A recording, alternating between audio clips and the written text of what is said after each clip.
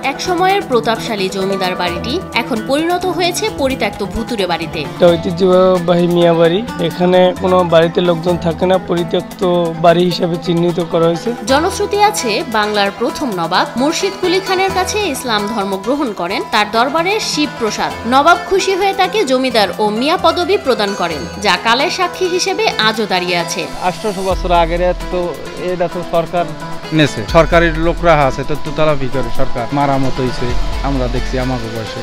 মানুষের মুখে মুখে জিন ভূতের কথা প্রচলিত থাকলেও তার অস্তিত্ব খুঁজে পায়নি বাড়িটিতে বসবাসকারীরা। তবে অযত্ন ও অবহেলায় বাড়ির পলেস্তরা খসে শ্যাওলা জমে টিকে আছে জরাজীর্ণ অবস্থায়। জিন ভূতের ভয়ে মানুষের ভিতরে খুব একটা আছে, কিন্তু আমরা এই বাড়িতে বসবাস করি, আমরা হয়তো এগুলো পাচ্ছি না, কিন্তু বাইরে যারা আছে বাড়ির ভিতরে থাকে না, এই জন্য তারা জিন ভূতের ভয়টা পায়। বঙ্গোপসাগরের কোল ঘেঁষা পটুয়াখালীর উপকূলে স্থানীয়দের কাছে এই জমিদার বাড়িটি আন্দারকোঠা মিয়াবাড়ি নামেই বেশি পরিচিত। আঞ্চলিক ভাষায় আন্দারকোঠা মিয়াবাড়ি নামে পরিচিত, সকলের মুখে আর কি এটাই প্রচলিত। শুধু জমিদার বাড়ি নয়, কালের সাক্ষী হিসেবে মোঘল স্থাপনার নিদর্শন কারুকার্য খচিত মসজিদটি আজও টিকে আছে সমহিমায়।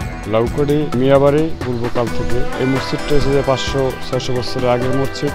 প্রচলিত আছে চারদিকে প্রাচীন ঘেরা বাড়িটির কূপে ফেলে অপরাধীদের মৃত্যুদণ্ড কার্যকর করা হতো। কালের বিবর্তনে কূপটি ভরাট হয়ে গেলেও প্রাচীরের অস্তিত্ব এখনো বিদ্যমান, যা তখনকার শাসকদের নির্মম নির্যাতন ও কঠোর শাসনের সাক্ষী দিচ্ছে। ওই জায়গা দিয়ে ঢুকে ওই জায়গা ফালাই দিচ্ছে, বসার মতো স্পেস, মানে জমিদারের আশপাশ দিয়ে যারা বসে, এটা ছিল রাজকার, ওই জায়গা পরিচালনা করা হতো।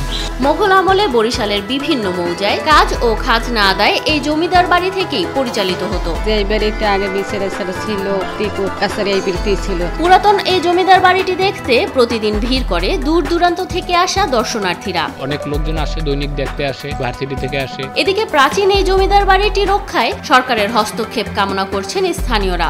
জমিদার ছিল, এখন তো সবকিছু নিলাম হয়ে গেছে, সরকার যদি এটাকে কেয়ার করেছে তো ভালো, এখন তো নাই কিছুই। মোগল শাসন ব্যবস্থা শেষ হয়েছে সেই কবে, কিন্তু কালের সাক্ষী হিসেবে আজও দাঁড়িয়ে আছে আন্দারকিল্লা জমিদার বাড়ি।